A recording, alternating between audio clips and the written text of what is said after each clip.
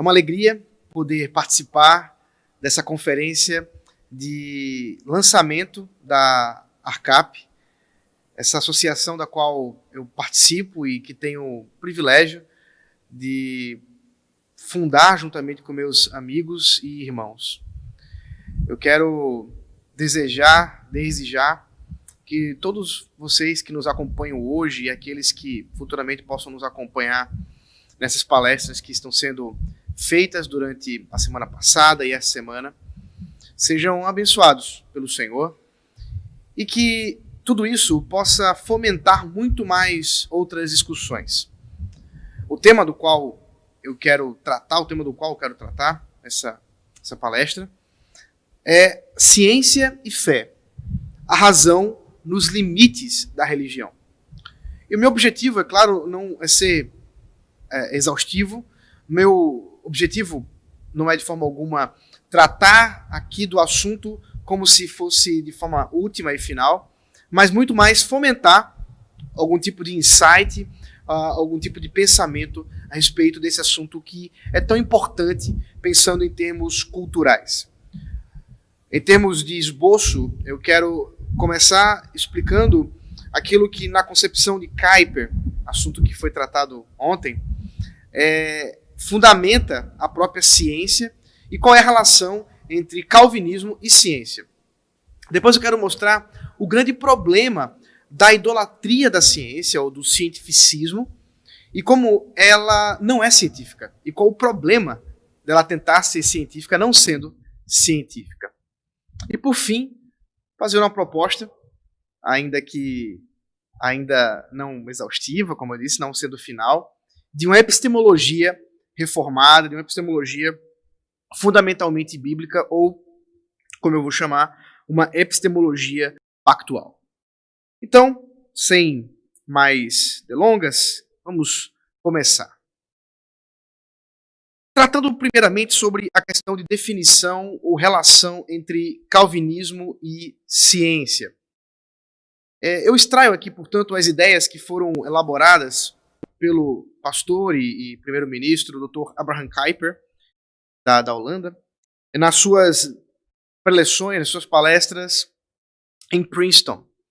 E na sua quarta palestra, ele trata exatamente sobre os aspectos da cosmovisão calvinista e a ciência. Ele fala de 4 aspectos da ciência na visão reformada. Primeiro, o amor à ciência. O domínio da ciência, em segundo lugar. Em terceiro, os limites não naturais da ciência. E, por fim, a solução do calvinismo ao conflito interno da própria ciência. Então, propondo rapidamente aqui uma exposição desses 4 aspectos para que possamos observar como a importância de uma visão reformada ou calvinista a respeito da ciência e seu valor, inclusive histórico, dentro da nossa cultura ocidental.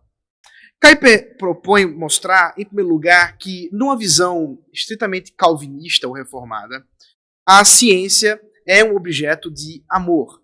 Ela é um objeto de amor porque ela é percebida como algo que foi dado pelo próprio Deus ao homem. Alguma coisa que o homem pode fazer a partir de aspectos que o próprio Deus criou. Na verdade, a ciência, ele define, é uma percepção de leis universais a fim de sistematizar pensamento para aquilo que governa esses fenômenos, essas leis que foram percebidas.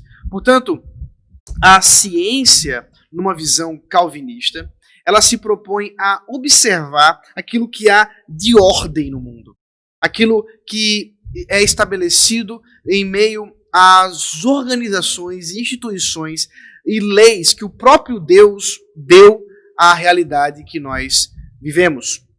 E nesse sentido, Kuyper propõe que a doutrina da predestinação é extremamente fundamental.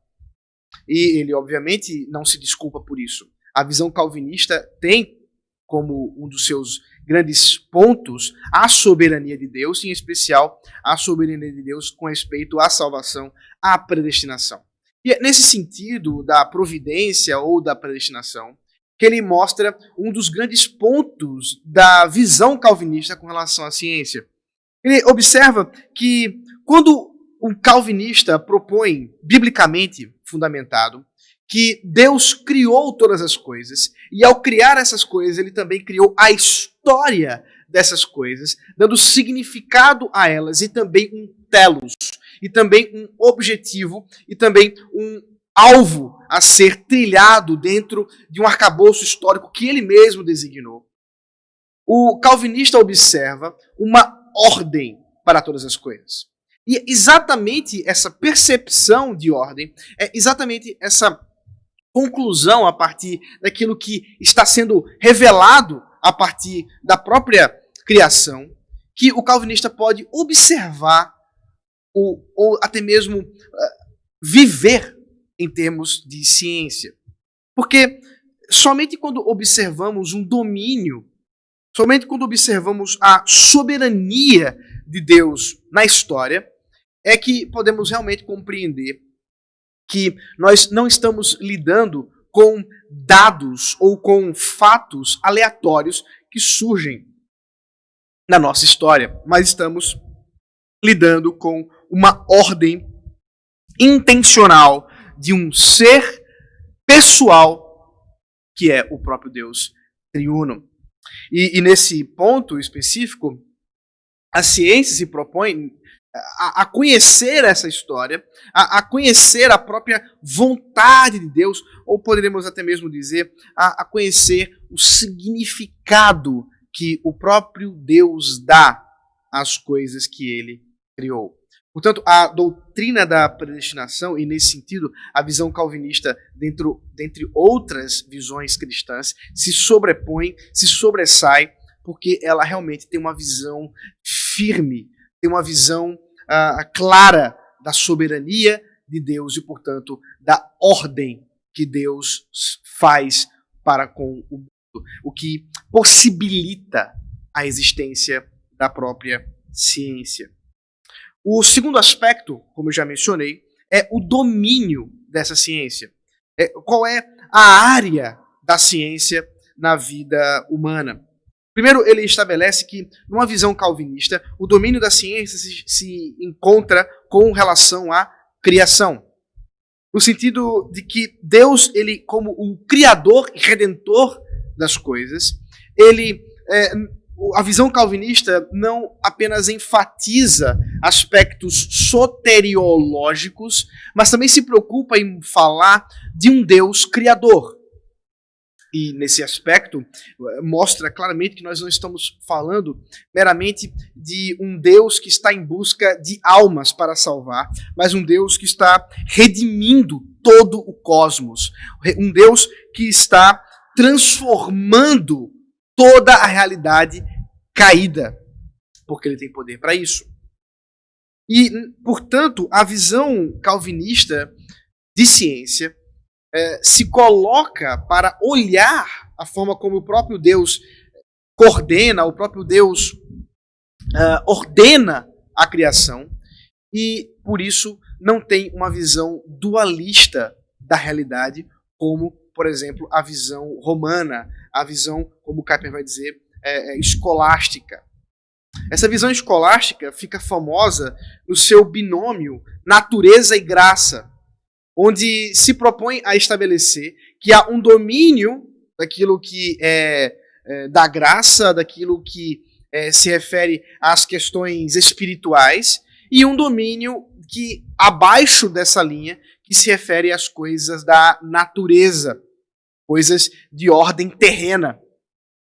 O calvinista, no entanto, não entende a realidade dessa forma, e ele não dicotomiza essa realidade, ele não dicotomiza a criação, antes se propõe a observar que a graça do próprio Deus, que está restaurando o cosmos e que tem interesse, portanto, de redimir toda a realidade, vai muito além apenas do indivíduo ou de indivíduos, inclusive da própria igreja, mas refere-se a toda a realidade, a toda a criação. E, portanto, a visão não dualista do mundo, por parte do calvinista, mostra o peso que a ciência tem para o pensamento calvinista, porque nesse sentido entende-se que a própria ciência é um instrumento nas mãos do Redentor para transformar essa criação e para redimi-la, é claro que numa proporção limitada daquela qual o próprio Senhor Jesus Cristo fará na sua vinda gloriosa.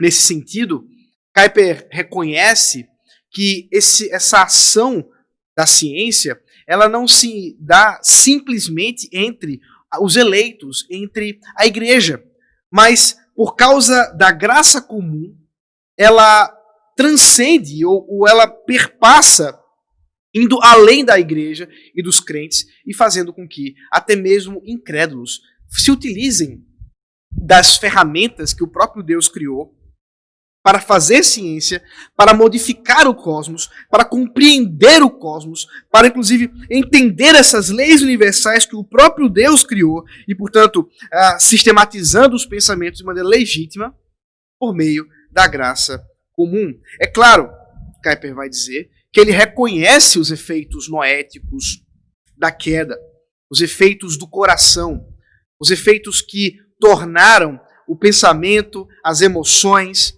as estratégias, os impulsos do coração humano em impulsos idolátricos. Sobre isso eu falarei daqui a pouco.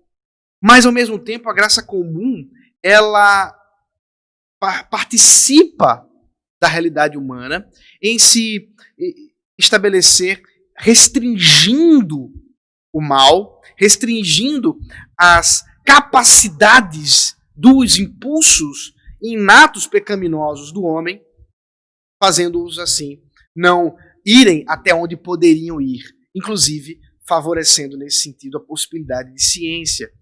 A ciência, ela num certo sentido, seria impossível se não houvesse essa graça comum, considerando que as modificações da realidade, a tecnologia, as modificações que nós encontramos da humanidade, elas estão muito além daquilo que os crentes, aqueles que conhecem e confiam no Senhor, fazem. Né? Agora mesmo você está assistindo comigo essa transmissão e você faz isso porque um pouco antes de você me assistir, eu gravei essa palestra. Gravei através de uma câmera, gravei através de todo um sistema de som e que muito provavelmente não foi criado e não foi construído por mãos que confiavam no Senhor Jesus Cristo de maneira última. Mas pela graça comum, o próprio Deus estabeleceu que esses meios todos pudessem favorecer para que o meu discurso chegasse agora até você e nós pudéssemos aprender e sermos edificados pela palavra do Senhor. É assim, portanto, a função da graça comum, ela entra realmente como possibilitadora da ciência, fazendo com que a ciência seja alguma coisa cara à própria existência da humanidade. E nós vamos ver que isso também pode criar alguns problemas idolátricos em respeito a como a ciência deve ser entendida e como ela deve ser lidada. E nesse aspecto, o terceiro ponto, o terceiro aspecto que Kuyper propõe são os limites não naturais da ciência. Quais seriam esses limites não naturais? Bom, Kuyper, nesse aspecto, vai nos trazer alguns casos históricos e nós não precisamos ir muito longe. Nós sabemos, por exemplo, que o sistema que hoje nós adotamos, o sistema heliocêntrico, para falar da forma como os corpos celestes giram ao redor do Sol, nem sempre foram acreditados dessa forma. Nós sabemos o famoso caso de Kepler e Galileu, o famoso caso desses cientistas que se propuseram a falar do sistema heliocêntrico, anteriormente acreditado como geocêntrico, quer dizer, a Terra era o centro, né, de todos esses movimentos dos corpos celestes, e, portanto, houve um embate muito grande, inclusive com respeito à própria igreja, e foi exatamente o domínio da igreja que tentou, de alguma forma, preservar o entendimento errôneo, geocêntrico, a despeito das evidências, dos argumentos que foram tratados por pessoas como Galileu. O ponto que Kuyper se propõe é que a ciência ela não deve estar nos limites da igreja, seja ela qual for. Assim como também não deveria estar nos limites do Estado, mas a ciência seria como um terceiro poder. Na verdade, posteriormente, nós podemos pensar numa terceira esfera de soberania. Ela tem um ordenamento próprio, uma legislação própria, e não deveria, de modo algum, ser dependente da confissão específica de uma igreja para subsistir. E isso causaria um grande problema. Por isso que ela não esses não são os limites naturais da ciência. E nesse aspecto, Kuyper mais uma vez nos lembra que a reforma protestante trouxe liberdade para a ciência. Porque casos como esse que comentei de Galileu, na reforma foram trazidos com grande liberdade. E ele cita o famoso caso do filósofo René Descartes. René Descartes foi perseguido pela Igreja Católica na França e se refugiou na Holanda, né? Mas durante o período ali em que esteve refugiado, seu pensamento refugiado na Holanda, na República da Holanda, ele teve alguma resistência com relação a um dos teólogos e pensadores holandeses, dentre eles o Boëthius. Então Kuyper mostra que, apesar da resistência de uma visão correta, reformada de ciência com relação à visão iluminista ou autônoma da posição de René Descartes, você tem uma liberdade dentro de uma esfera política como a República Holandesa, apesar de uma disputa ou de um debate com relação a visões distantes ou visões distintas, como o caso de Boëthius e Descartes.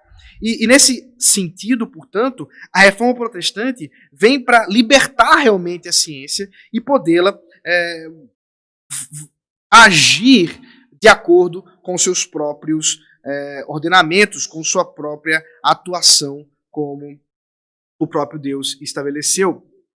Assim, a ciência se coloca realmente como uma resposta aos desejos, dos anseios humanos de conhecer e modificar o cosmos. E a liberdade que há nisso, é claro, nós vamos ver diante de alguns limites importantes que a própria religião reformada, a própria religião cristã se propõe. Por fim, o quarto aspecto do calvinismo, ou conflito interno da ciência, é aquele que o calvinismo lida com o grande problema da multiplicidade de visões. Uma vez que nós estamos falando de ciência, Kuyper propõe, como que nós podemos observar a multiplicidade de escolas filosóficas, a multiplicidade de pensamentos e a grande divergência que há nas escolas científicas. Ele fala que o grande problema, o grande conflito não está, no entanto, entre a ciência especificamente, ou até mesmo uma metodologia científica específica, mas antes entre o grande conflito de cosmovisões ou de confissões. Por quê? Porque toda ciência parte de fé. Ela tem uma origem na fé. E aí está a verdadeira antítese, como Kuyper propõe. A verdadeira antítese entre a fé e a razão, ou até mesmo entre as cosmovisões, os conflitos das ciências, está não meramente em metodologia, mas antes entre a observação daquilo que ele chama de um olhar para o cosmos como normal e um olhar para o cosmos como anormal. O que ele quer dizer com isso? O cosmos normal é a visão que se propõe a observar que o mundo como nós conhecemos é o mundo que sempre existiu e que sempre existirá, apenas sendo uma condição e vivenciando numa condição de evolução eterna. Por outro lado, uma visão que se propõe a observar o cosmos como anormal, observa anormalidades dentro de uma estrutura que foi mantida, aquilo que nós chamamos de queda. E, portanto, ela não vê uma evolução, mas ela observa uma regeneração, porque encontra aspectos errados, aspectos que precisam ser restaurados ou redimidos dentro da própria estrutura do cosmos. Portanto, essa segunda visão é a visão calvinista, que olha para o mundo como uma anormalidade, porque não se encontra dentro dessa estrutura shalômica que o próprio Deus estabeleceu quando criou todas as coisas. Estrutura shalômica, só para explicar a terminologia, refere-se às formas como como Deus criou. O shalom divino é a harmonia, é a estrutura da forma como o próprio Deus designou naqueles 6 dias relatados e narrados no capítulo 1º e 2º de Gênesis. No entanto, essa estrutura shalômica, ela encontra-se em disruptura, em uma profunda quebra com a queda que narrado no capítulo 3 também de Gênesis. E nesse olhar para o cosmos como anormal, você vai observar a visão calvinista para com a ciência. E porque a ciência, numa visão calvinista, ela tem sim aspectos redentores, ela tem sim aspectos de redenção. Mas é claro, guardadas as devidas proporções da própria obra do Senhor Jesus Cristo na cruz. Nesse sentido, Kuyper não nega, o problema se encontra realmente no coração do homem. A antítese perpassa não apenas aspectos racionais, mas ela vai realmente perpassar o coração humano, especialmente na sua raiz religiosa, e, portanto, está lidando aqui com questões de uma visão de mundo regenerada, de um regenerado, uma visão de mundo, uma cosmovisão de alguém que é um não regenerado. E aí nós nos debruçamos também com os aspectos da imago Dei, ou dos sensus divinitatis, que o próprio Deus estabeleceu ao criar o homem, em vê-lo como imagem e criá-lo como imagem e semelhança do próprio Deus, do próprio Criador, e estabelecendo assim, portanto, nele, no seu coração, um senso da própria divindade, um sentido, uma capacidade de observar as coisas e não só encontrar nelas cada uma em suas ordens e suas organizações, mas muito mais do que encontrar essa sistematização, encontrar o próprio Deus. Mas isso só é possível àqueles que foram regenerados, aqueles que foram transformados, aqueles que o próprio Deus agiu para que fossem modificados em seu coração para a sua própria glória. Esses são os 4 aspectos que nós observamos da relevância de uma visão calvinista de ciência, e podemos observar que realmente não só a história corrobora esses aspectos, você pode observar a grande função realmente da reforma protestante, a grande função da influência calvinista na Europa para uma possibilidade de uma ciência da qual nós conhecemos todos esses avanços que nós conhecemos, mas muito mais do que isso. Ainda hoje, a crítica fundamental da antítese que se instaura no coração humano na observação calvinista de uma relação distinta de visões daqueles que olham para esse mundo em busca de ordem, sem encontrar aquele que tenha a ordenado, e aqueles que olham e encontram a ordem e glorificam, e sim, há alguém que a tudo isso ordenou, a tudo isso pôs em ordem. Agora nós vamos para o meu segundo ponto dessa palestra. O segundo ponto é o grande problema de uma cultura cientificista. Nós vimos que a visão calvinista, a visão reformada, ela não tem problema algum com a ciência em termos estritos, observando, inclusive, numa definição mais clara do que seria ciência. Mas ela realmente terá problemas com o chamado cientificismo.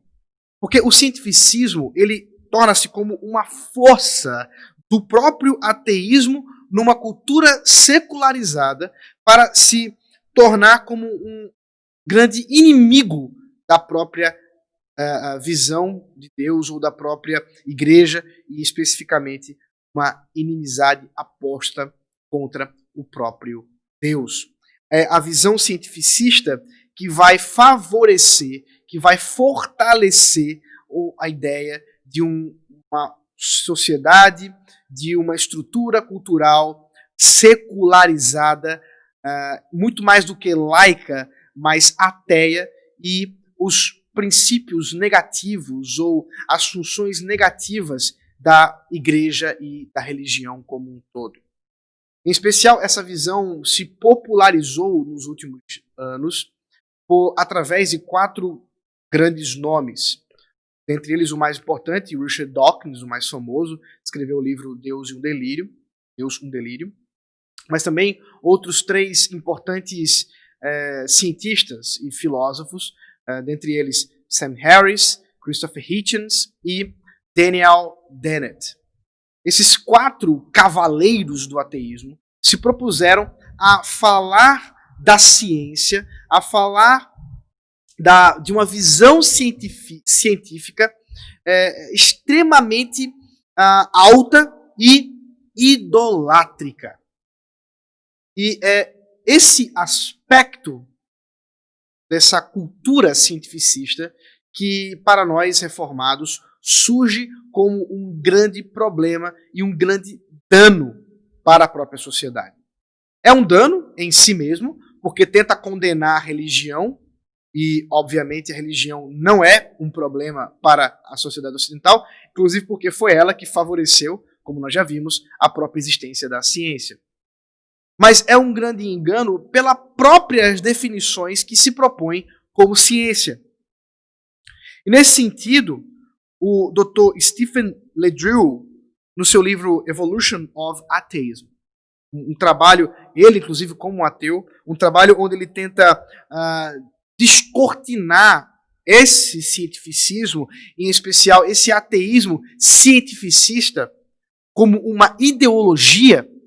Ele mesmo se propõe a observar que a forma como foi dada e como foi ensinada e proposta por esses 4 nomes famosos se mostra como realmente uma grande ideologia. Quer dizer, uma ideia, uma crença fundante e fundamental que é retroalimentada através de uma noção idolátrica da realidade. Por idolatria, nós queremos apenas falar, é claro que o LeDrill não vai concordar conosco, mas nós podemos observar com mais desenvoltura o que a própria Escritura estabelece, a idolatria como alguém tornando algum aspecto da realidade, algum aspecto que não foi criado, obviamente, para ser um Deus, algum aspecto da realidade criada pelo próprio Deus, portanto, relativo, como alguma coisa absoluta, alguma coisa que dá significado último para todas as coisas. Para ilustrar isso, talvez a melhor coisa é nós tratarmos do fundacionalismo, que é exatamente a visão epistemológica que fundamenta o cientificismo. O fundamentalismo, ou melhor dizendo, o fundacionismo, melhor expressando, é a ideia de que toda teoria deve estar fundamentada em proposições que sejam verdadeiras e que alguns seres humanos possam conhecer sem inferência e com certeza de que é verdadeira. Essa definição você pode encontrar no livro Razões dos Limites da Religião, do Dr. Nicholas Wolterstorff. E nesse livro ele tenta mostrar exatamente como essa visão colapsou. Como é que a visão que toda teoria, toda ciência deve estar fundamentada num complexo intrincado de proposições que devem ser, em última instância, fundadas numa crença que é auto-evidente para aquele que conhece e que também lhe dá certeza daquilo ali. O problema é que a própria ideia ou a própria teoria fundacionista não é auto-evidente e nem tampouco pode ser expressada por uma cadeia de crenças fundacionais. E nesse sentido, historicamente, nós vamos observar um total colapso desse fundacionalismo. Esse colapso se dá porque é observado na própria história da epistemologia, na história da ciência, que o critério que foi estabelecido, o critério que foi dado pelos próprios fundacionalistas para a ciência não pode ser observado, não dá conta da própria vivência humana, porque nós fazemos muito mais. O próprio cientista no laboratório lida muito mais com crenças, com pressupostos, do que teorias fundamentadas, das quais ele consegue elencar as crenças ou mesmo questões autoevidentes. Num certo sentido, nós podemos dizer que há um colapso não só do fundacionismo, mas também da própria ideia de um dedutivismo, na ciência.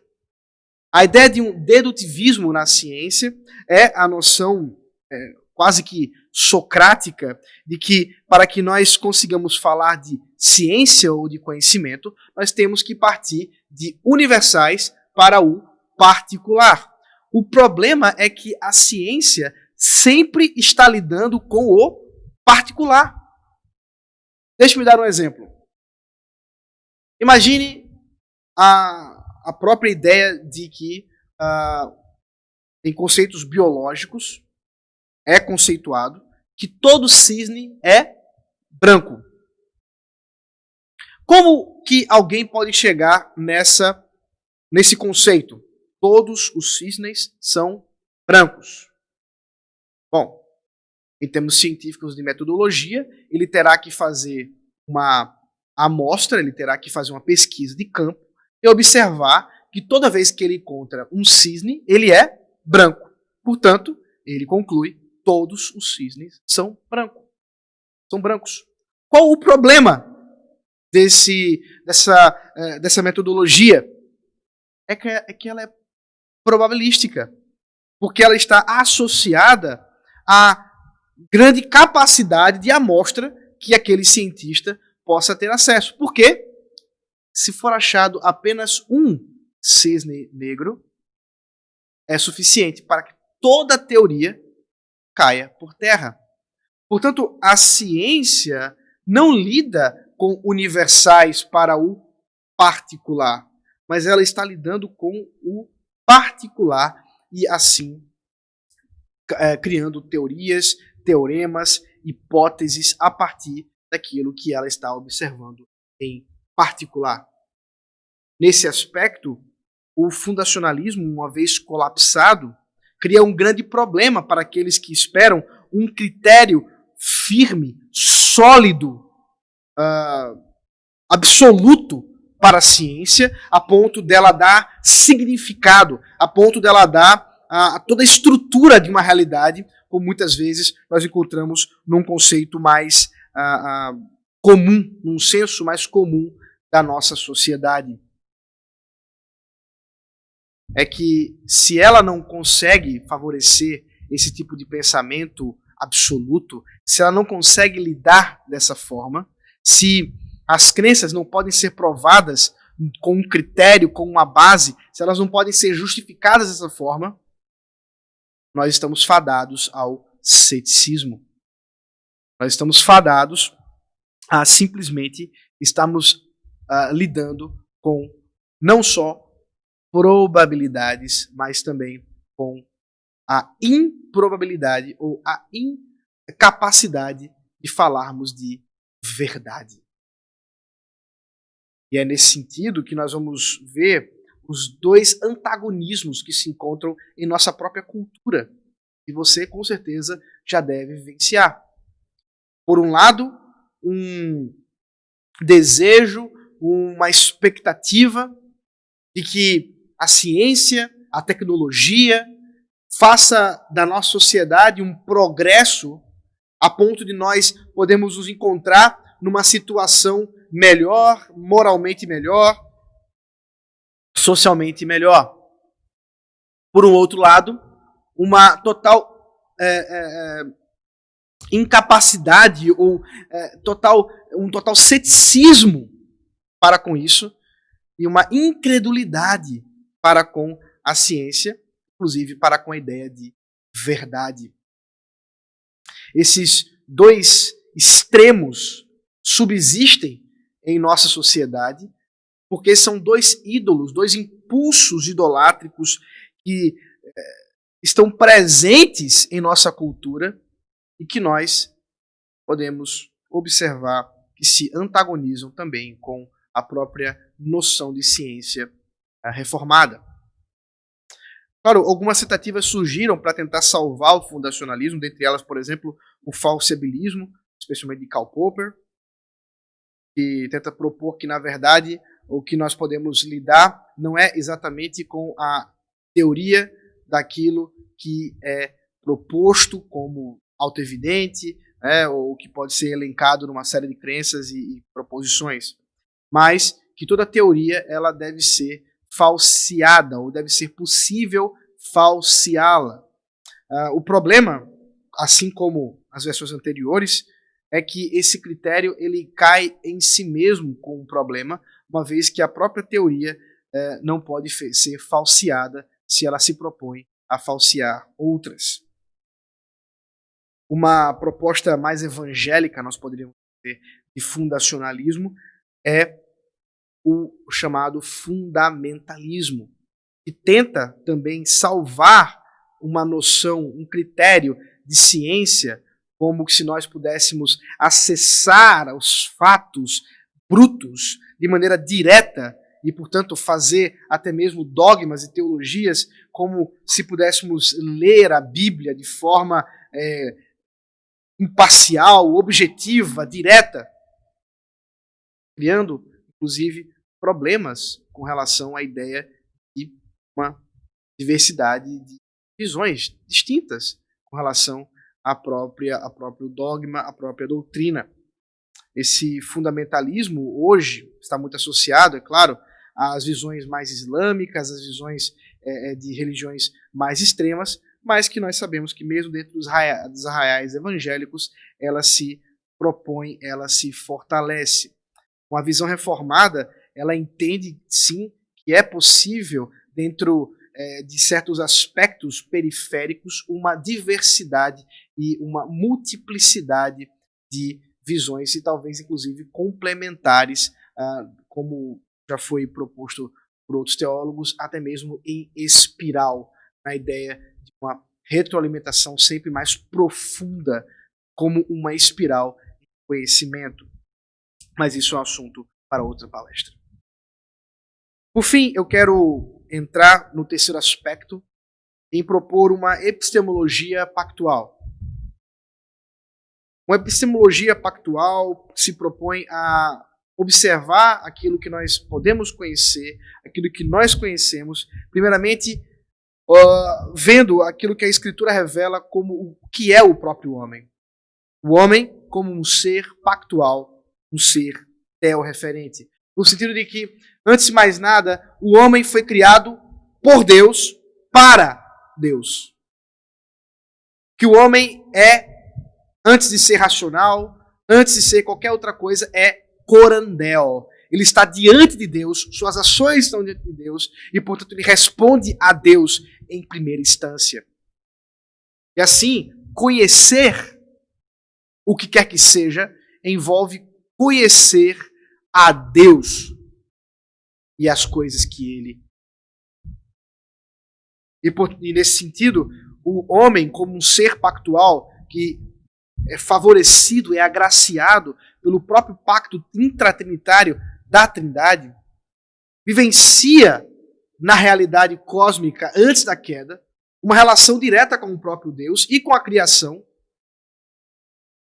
fazendo com que possa criar, modificar as coisas conforme o próprio Deus deseja, conforme o próprio Deus estabeleceu, como eu mencionei antes, numa estrutura shalômica.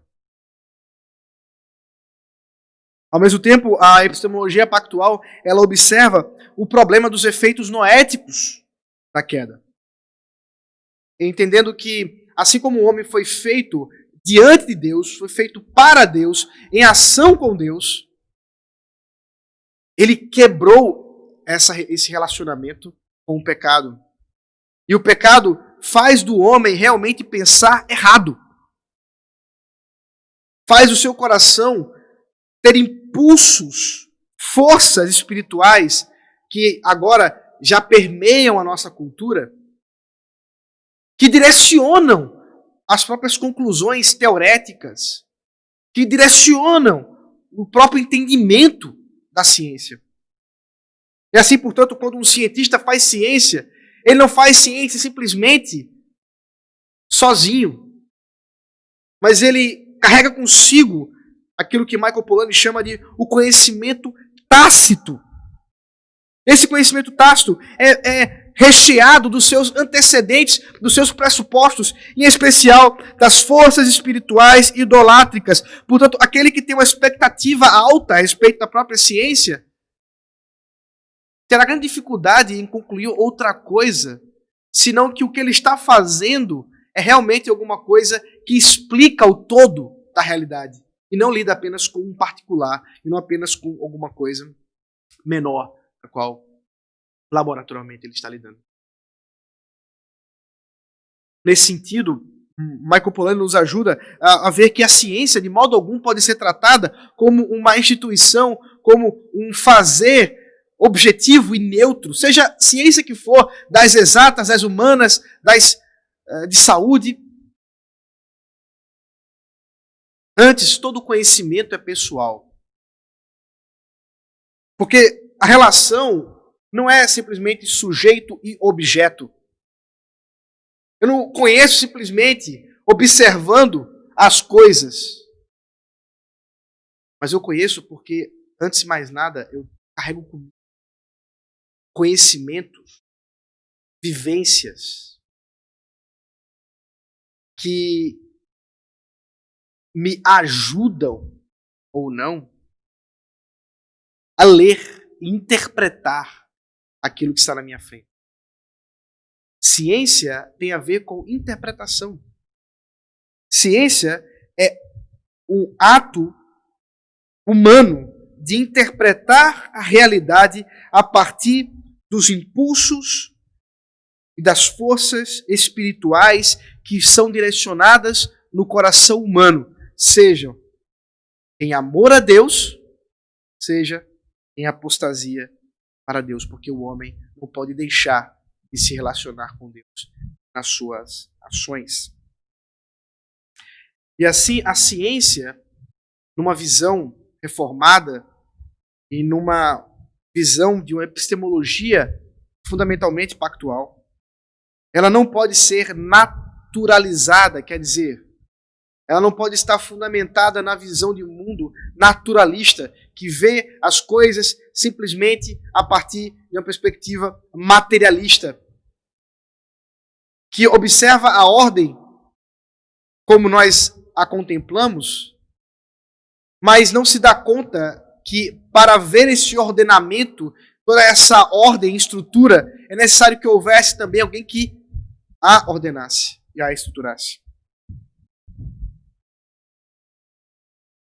É por isso que a ciência não naturalizada, ela contempla a ordem e leis e vê a ciência limitada dentro das próprias ações, porque a ciência é humana. E nos próprios limites do homem, sendo seus modelos, seus métodos, todos eles limitados. Ainda assim, por causa da palavra, da redenção pela palavra, esses conceitos limitados podem favorecer, podem possibilitar a ciência, porque o próprio Deus revelou este mundo para nós. Portanto, não há um embate entre fé e razão. Antes, a fé coopera com a razão e a razão coopera com a fé para produzir ciência, para fazer ciência.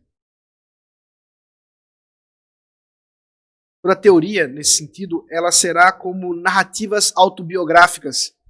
David Powlison afirma isso em uma de suas palestras. E a verdade só pode ser verdade porque Deus a revelou.